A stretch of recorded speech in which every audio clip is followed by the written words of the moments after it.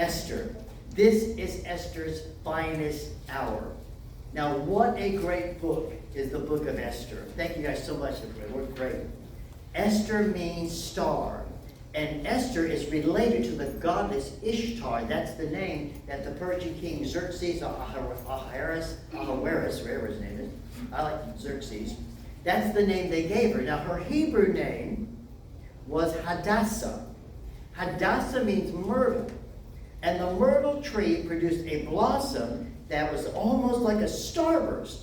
But that was her actual Hebrew name. I want you to understand that when you read through the book of Nehemiah, the Xerxes' father, Artaxerxes, gave Nehemiah the permission to take a whole bunch of Jews, go back to their land, and rebuild the wall, right? Now, only 50,000 went. 1 million, maybe 1.5 million Jews stayed in Persia. How did they get to Persia? Well, that goes back to the 70-year Babylonian captivity. If you know history, there was the Babylonian Empire, and then the next empire was the Medes-Persian. The Medes-Persian Empire took over the Babylonian Empire. And so by that time, Dad had passed away, all right? And Xerxes, who was in charge at that time, the Persian at that time, took over the Babylonian. So the Babylonian and Persian Empire, which is close to Iran, actually is much larger than Iran. So all these Jews stayed there, living their life, pulling over and parking in the Persian Empire. Now we pick the book up in Esther. She is a unique woman, raised up at a unique time to do a unique work. She saved the entire Jewish nation. Remember when I talked about Genesis 3:15 and says the seed war, the seed of the serpent versus the seed of the woman? And then I told you about the giants that were produced when the fallen angels had relations with women. You understand what's going on here now. The seed of the serpent would go after the seed of the woman. The seed of a woman would crush his head. Satan knew that. He knew that whatever seed that came from that line, and that would be the Hebrew line, all the way from Adam through Abraham, all the way to the book of Luke. That line would crush him and would destroy him. So what do you think he did? He began to corrupt the DNA and corrupt the genetic code. We talked about that a while back. And here we have the entire Jewish nation. She is the Bible's Cinderella. Why do I say that? She's an orphan child, raised by an older cousin, Mordecai. He instilled in her the Jewish faith and the Jewish customs. She combined beauty, charm, elegance. She's restrained. She's controlled. She is a woman with a teachable spirit. She understood how to wait for God's timing. And this is what you see in this book as well. With all the wonderful things and the beauty and the charm and all of that. She knew how to wait for God's timing. She combined beauty and wisdom, which, by the way, is a tough combination to beat. Beauty and wisdom. She was an example of modesty. She was authentic, she was real, and Esther exhibited humility and strength and dignity. All of these virtues, all of us here need to practice all of this. But the greatest attribute that she had was courage. And let me say, courage is the sticking point. All other virtues cannot exist without courage. Courage is grace under pressure. I'm thinking, and I just copied a little bit of this poem. One of my favorite poems is Rudyard Kipling's poem. It's all about courage. I don't have the time to read you the entire poem, but I picked up a few things. Let me read a little bit of this poem. If you can keep your head when all about you are losing theirs and blaming it on you, if you can dream and not make dreams your master, if you can think and not make thoughts your aim, If you can meet with triumph and disaster and treat those two impostors just the same. If you can talk with crowds and keep your virtue, or walk with kings and not lose the common touch. If neither foes nor loving friends can hurt you, if all men count with you, but not too much. Yours is the earth and everything that is in it, and which is more, you'll be a man, my son. I love the lines, stand alone, stand alone. And you see the phrase, be courageous, through his entire poem. If you can do this, then you are a man. And let me just say, ladies, what I'm seeing in Esther's life is one of the great examples of courage in the entire Bible. I want you to listen to one scripture. Just stay here, if you will. I want to listen to this one scripture. It is the key scripture in the whole book. Esther chapter 4, verse 13 and 14. Mordecai told them to answer Esther, do not think in your heart that you will escape in the king's palace any more than all the Jews. Mordecai heard that Haman had set it up to destroy the entire Jewish nation. He kind of finagled around and got the ear of the king. Mordecai, the one who raised her, who's also a judge, he sits at the gate. So he had worked his way up in the Persian Empire. And that Mordecai heard what was going to happen. Esther heard, who was a Jewess as well. They're all going to get killed. A certain day was set that every Jew, 1.5 million, I believe 1.5 million Jews, would be destroyed in the Persian Empire. He says this in verse 14. And if you remain completely silent, speaking to Esther, Mordecai is, if you remain completely silent at this time, relief and deliverance will arise for the Jews from another place.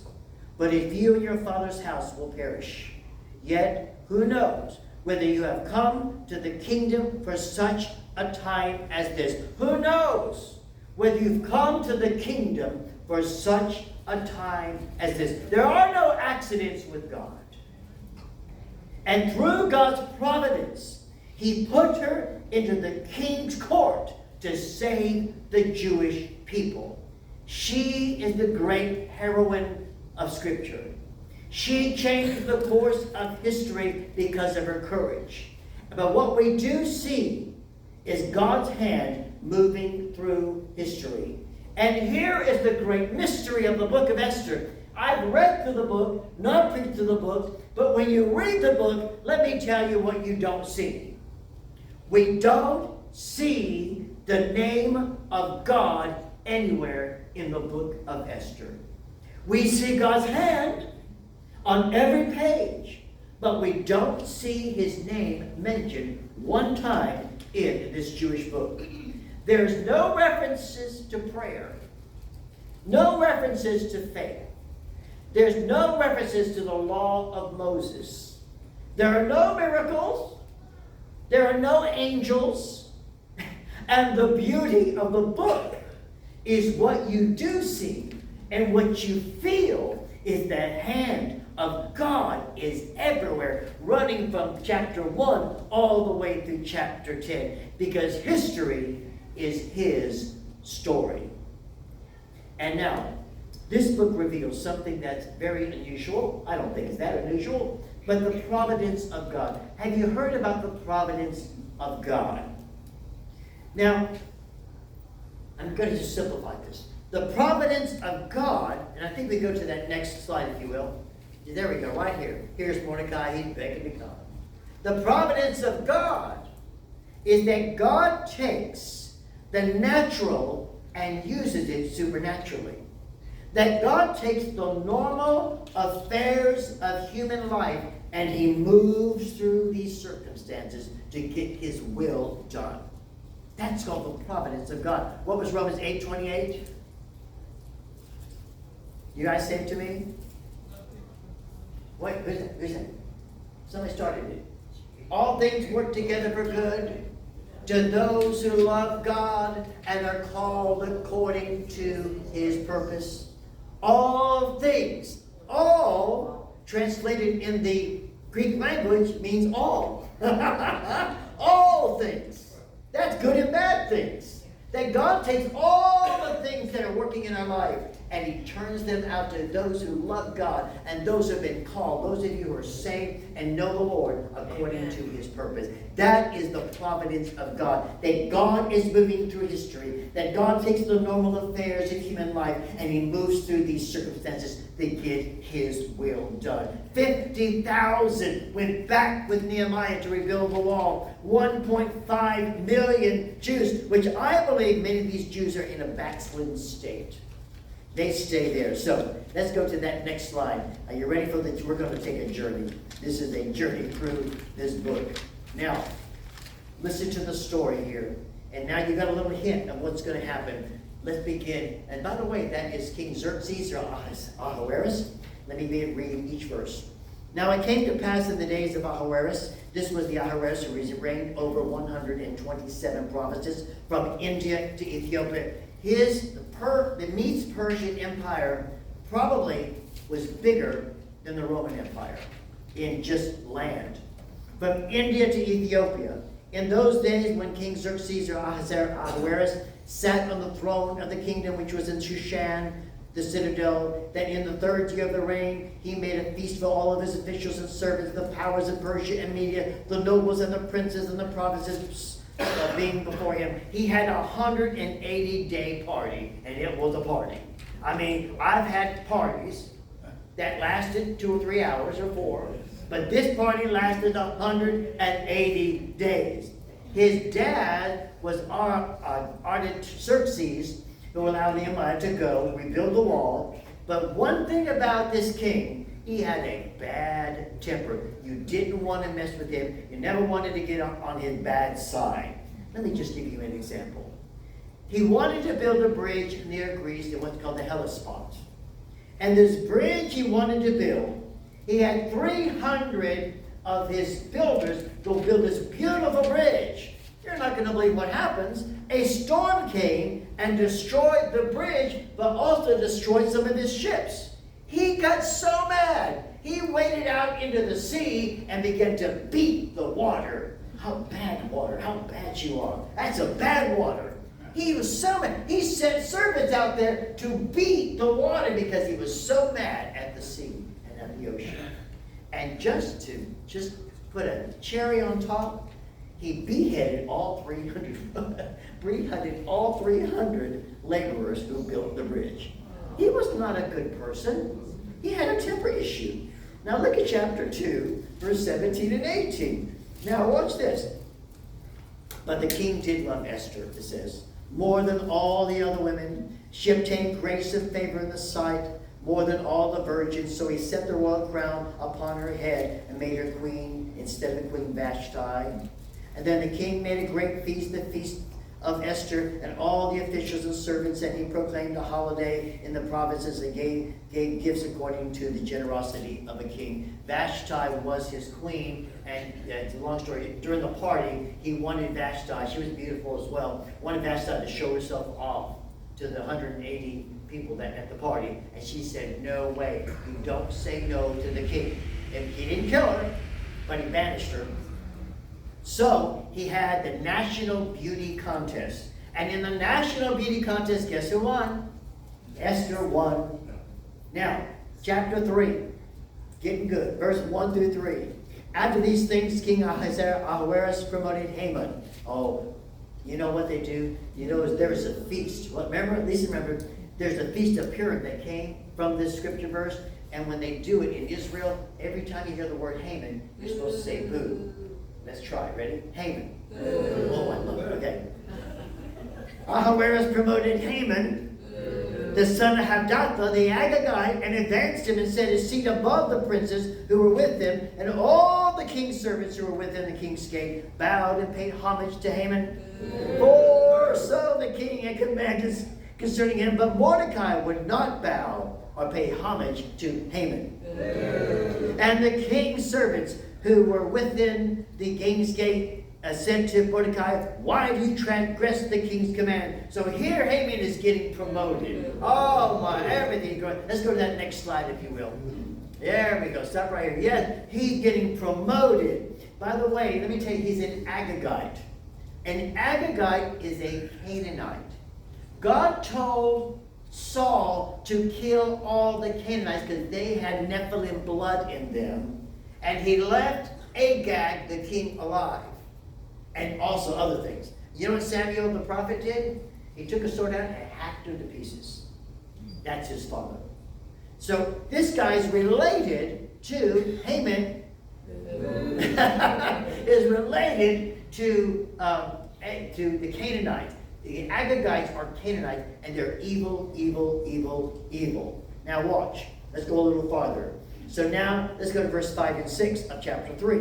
When Haman saw that Mordecai did not bow and pay him homage, Haman was filled with wrath. I might do this fast. But he disdained to lay hands on Mordecai alone, for they told him of the people of Mordecai. Instead, Haman sought to destroy all the Jews and were throughout the whole kingdom.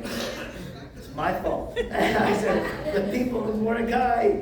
He's going to kill all the Jews. And he goes to the king, verse 8. Then Haman said to the king, there is a certain people scattered and dispersed among the people of the province, and the laws are different. Oh, let me just paraphrase this. He said, King, you don't want these people in your kingdom. They're different than you. They don't worship you. They don't love you. Let's make a law, the law of the Medes and Persians, that on a certain day we kill all the Jews. And the king says, okay. That's what he said. Didn't ask any questions. Said, okay, let's kill them all. Now, doesn't that sound like the Nazis' final solution in the 1930s? And the worst, even today, look at those things. Even today, the worst outbreak of anti-Semitism in American history on all these college campuses. Thank God we're in Florida. And from the river to the sea. What's funny is they interview some of these people. And they interview this one. I've heard several. One interview I heard with this lady protesting out there with her little Palestinian thing on. He says, yes, what are you guys protesting? She says, I don't know. The girl said, Israel. Oh, yeah, we protest in Israel. I said, well, okay. There's another one. They said, from the river to the sea. Do you know what that means? What river are they talking about that you're protesting against? A girl said, the Nile? That's not the Nile. He said, it's the Jordan River. And then he said, what sea? She said, the Atlantic Ocean? No, not the Atlantic Ocean. It's that Mediterranean Sea. Then what does that mean? That means that there's no place for the Jews. Jews will be destroyed. Every Jew will be murdered or kicked out. From the river to the seas, from the Jordan River to that Mediterranean Sea. Now I'm going to give you, sometime next year, I'm going to give you an amazing history. You can understand exactly what's going on. But what's so weird, now look at this. Okay, here's another one. Let's stop U.S. funding apartheid.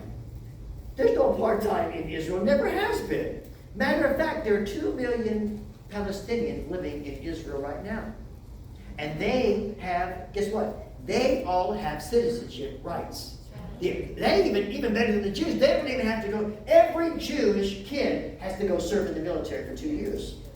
But not the Palestinians. What they do, if you want to, they put them in, you can join up, but you're not required at all. And you have full citizenship rights in Israel. The Palestinians, who are Jordanians, there's never been a Palestinian nation. There's never been a Palestinian people. All that is a bunch of baloney.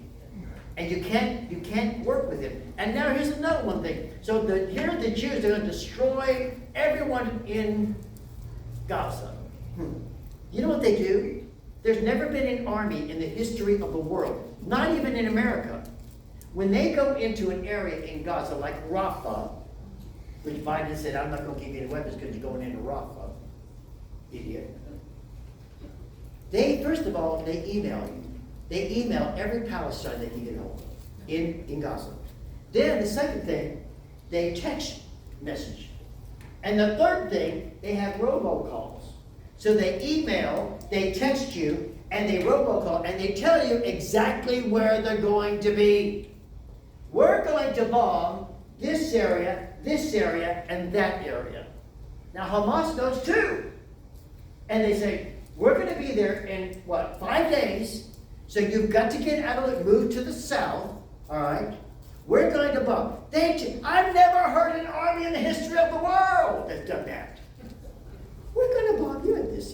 Oh, I can just tell Germany. I could just tell Hitler, by the way, we're coming, and we're going to bomb Berlin, and we're going to do Frankfurt, and we're going to bomb this. All right, we'll be there in 5 days. Be ready. So what Hamas does, when Hamas finds that out, this is where they put in Palestinian citizens.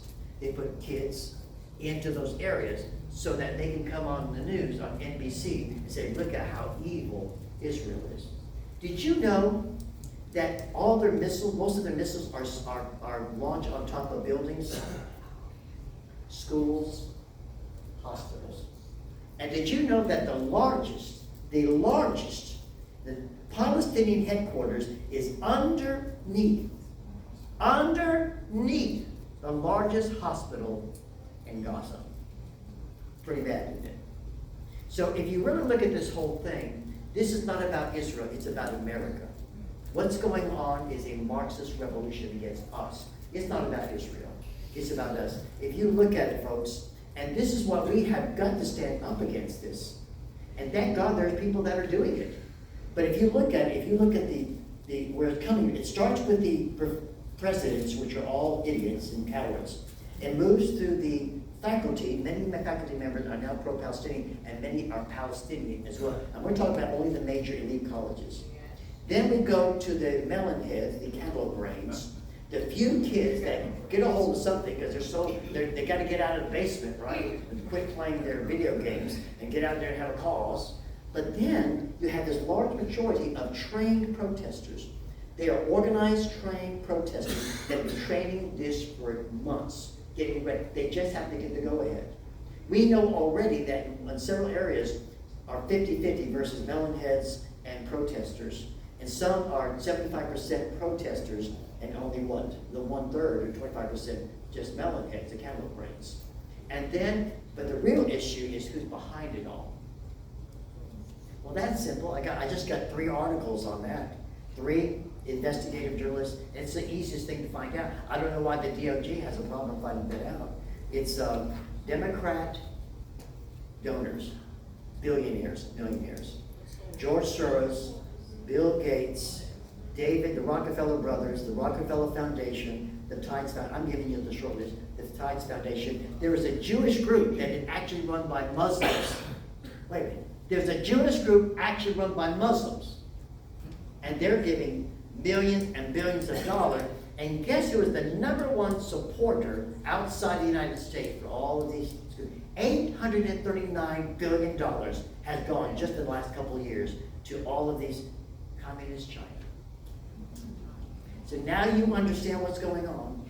And by the way, if you look at it, this happened in 2016, 6 months before the election. It happened in 2020, 6 months before the election, and it's happening now, 6 months before the election. Gosh, I don't know. Maybe it was just an accident. Maybe it was just organic. Who knows, right? Let's go to that next slide.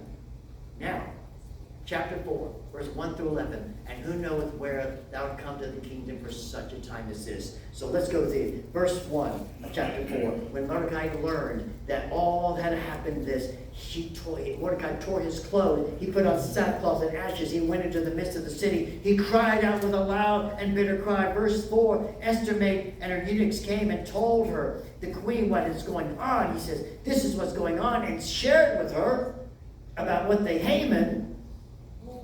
I heard somebody. Haman, verse 7, and Mordecai told him all that what had happened to him, and that the sum of money that Haman had promised to pay the king's treasury and destroy the Jews. Haman told the king, I'm going to give you 10,000 talents of gold if you'll let me kill them.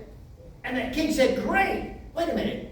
Haman didn't have 10,000. Guess where he was getting it from? From all the Jews that he had killed. When the Palestinians came over and butchered the Jews, did you know hundreds of Palestinian people came over and looted all those houses with the blood and the dead bodies? They looted those houses, took TVs, radios, anything they could, and brought them back to Palestine. This is what we're dealing with. This is exactly the same thing that was possibly going to happen for such a time as this. And God raised up Esther, and that's in verse 14. Esther, don't you know that for such a time as this, This is your time, Esther. This is your moment. God's plan for you is now. God's plan for you is now. And let me share with you, God's plan for you today is to be born in this epoch of history. I am supposed to be alive in 2024. You're supposed to be alive in 2024. And it is no accident that God put you in this world, in this country, in 2024. There are no accidents with God. For such a time as this, God has put you in this. And I went through the Bible, and the Bible is populated with great women who God put them at such a time. Deborah, the great leader in the book of Judges, a warrior, the Joan of Arc of the Bible. There is Abigail, who saved a small war from breaking out because she was a woman of wisdom. There is Ruth, the godly woman in the line of Jesus. There is Rahab, a harlot who got saved, became a believer, and saved Joshua's army. There is Elizabeth, who was the mother of John the Baptist. There is Mary, who came about at such a time as this, the mother of Jesus. And I'm thinking of Dorcas and Lydia and Priscilla and Phoebe, all leaders in the great church and the great early church. And what about Eunice? Eunice was Timothy's godly mother that raised him up. All godly women, all who love God, all who are obedient to God, women of wisdom and faith, and honor the Lord first. But the greatest thing that all of them had was courage. Courage is the sticking point. Look at chapter 5. We're almost done. Chapter 5. Verse, give the next slide if you will. Thank you. We'll get through these. Chapter 5, verse 1 through 4. Now it happened on the third day that Esther put out on her royal robe, stood in the inner court of the king's palace, across from the king's house, while the king sat on the royal throne to the royal house, facing the entrance of the house. And so it was when he saw Queen Esther standing in the court, that she found favor in his sight. And the king held out to Esther the golden scepter that was in his hand. Then Esther went near him and touched the top of the scepter. You know why this is so significant? Anybody who went into the king not being invited would be killed. If you went into the king and not being invited, you would be killed. And when he brought the scepter out and she touched it, that was that you found favor in my sight. For Esther to do that was an act of courage and an act of faith. Go a little farther. And the king said to her, he said, "What do you wish, Queen Esther? What is your request? It shall be given you up to half the kingdom." And Esther answered, "If it pleases the king, let the king and Haman come today to the banquet that I prepared for him." So she's going to have this big party. She knows what's going to happen. She's going to reveal this to the king. But something happens. This shows you the wisdom of this woman. She goes back. Look, guys. And she comes back. The king and Haman went to the banquet, and Esther had prepared. Everything's going great. And here's what she says. She stops. She stops short. And she doesn't say a word to the king about Haman. Okay, that's it. We don't do it. Let's not do it anymore because it's dying. It's dying. All right. Now watch. You know what she does? King, could we have a second banquet? So they have a second banquet. There was some reason why she stopped and did not reveal to the king. And so Haman is so excited. He goes home and says, "Oh my gosh, I'm having a second banquet. Just me and the king and the queen. I am so favored." You had no idea what's coming. "I have found favor in the sight of the king. If it pleases the king," watch. In verse 9, Haman went out that day in joy with glad heart. But Haman saw Mordecai to the king. He just gave him a dirty look. Now, nevertheless, Haman restrained himself. He went home. He sent, called his wife and his friends, his wife Zeresh. "Oh my gosh, this is amazing. Do you realize I'm going to be so favored?" Now, watch. I'm going to skip some stuff. And then, so his wife says, "You know what you need to do to Haman? I want you to prepare gallows to hang him. He is such a pain in the neck. I want you to get gallows ready." Now, they're not gallows. It's really a pole. They impaled people back in those days. Impaled them and lifted them. I want a 75-foot pole ready for Haman at the end of his life. Mordecai, sorry, not Haman. That's coming later. Anyway, Mordecai. And so this is what he does. And then guess what? In chapter 6, the king said, king couldn't sleep. And he couldn't sleep, so he wanted to read the records. So he reads the records, and he finds out that Mordecai saved him years ago. Mordecai, there's two eunuchs that were going to kill the king, and he exposed the plot, and guess what? He saved the king. Then Mordecai, the king says, wait a minute, did anybody give him any gifts? Did you bless him? I said, no, not at all. Well, doggone it, let's bring him in. Let's do it. Let's do something nice for him. He saved me. It's in the records. And he brings Haman and said, Haman, what would be done to the one who saves the king? Haman said, oh, I would give him this and that, and I would have a parade, and I would give him all this stuff. Wonderful. Would you go get Mordecai? He brings Mordecai in. Haman is about freaking out. He said, wait, I thought it was me. It was Mordecai. And he said, I want you to take Mordecai, run him through the whole city, and just say, oh, this is what the king does for those who he's found favor with. What? Yeah, just do it. The one, well, he hates Mordecai. He wants to kill Mordecai. He has gallows prepared for Mordecai. And so, what ends up happening is Haman is parading through the street. Oh, this is the one that the king likes, blah, blah, blah, blah, blah, all right? And so, let's go to chapter 7. Here's what happens. Make a long story short, I think I can quit this.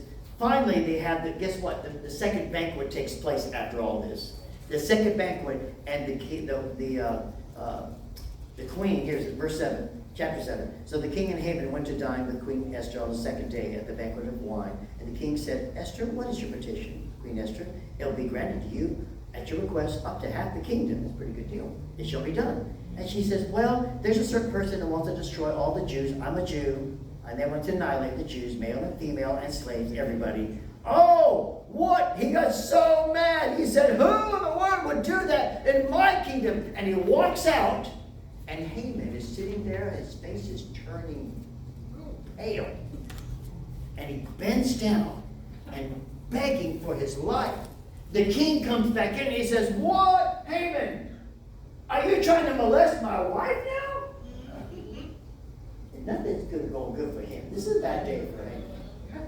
And so he says, no, I'm not. I just, please save me. He says, nope, you're dead. And so they took Haman and they hanged him on the gallows that he prepared for Mordecai for the king's wrath. Isn't that a wonderful story? A lot of heart. But guess what? It didn't end. You know why? Let me tell you what. Go to that next slide. Let me show you. Oh, no. Go back one more. Sorry. There's the law of Medes and Persians. Now, let me tell you about the law of Medes and Persians. The law of the Medes and Persians, look it up. There is no remedy, and that law must be enforced.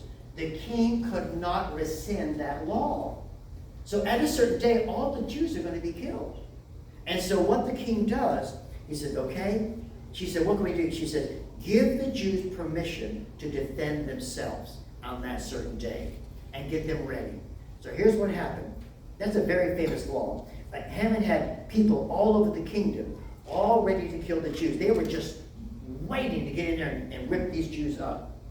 And so what ended up happening is that he went to the governors and said, you guys, listen, give the Jews whatever they need and work with them.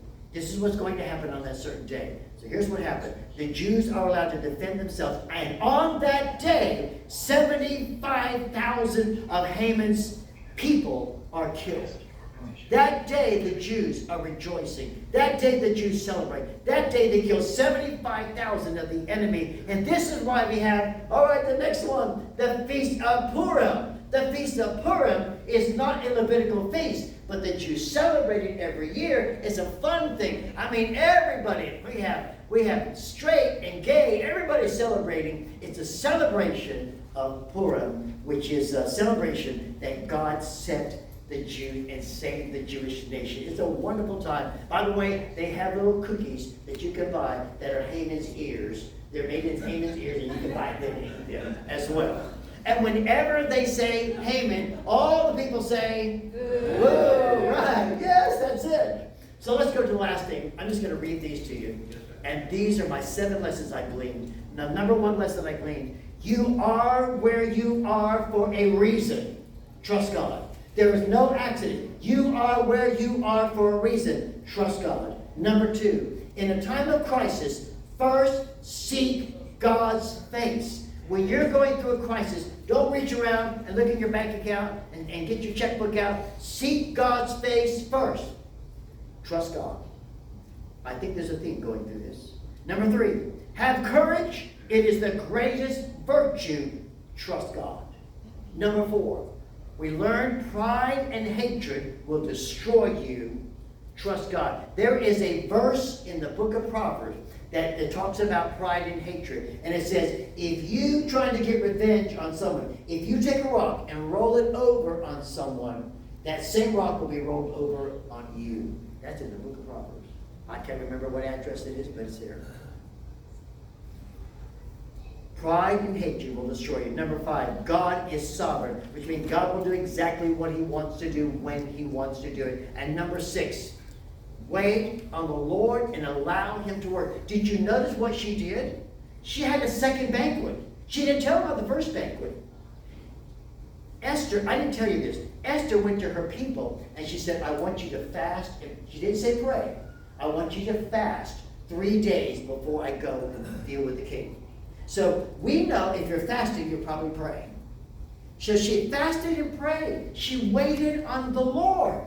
Oh my, if we could just wait on God to do his work. We always want to interrupt God. And God says, please get out of the way. I can do it if you'll just get out of the way. And number 7, choose to be a part of the Esther generation. Trust God. What is the Esther generation? It's this. Beauty lies not in what we own or how we look. It is in our virtue and in our values. Beauty lies in your virtue and in your values. Esther generation, walk in wisdom, walk in purity, walk in sacrifice, walk in God's favor, walk in faith, and above all, walk in courage. Amen? Every head bowed, every eye closed.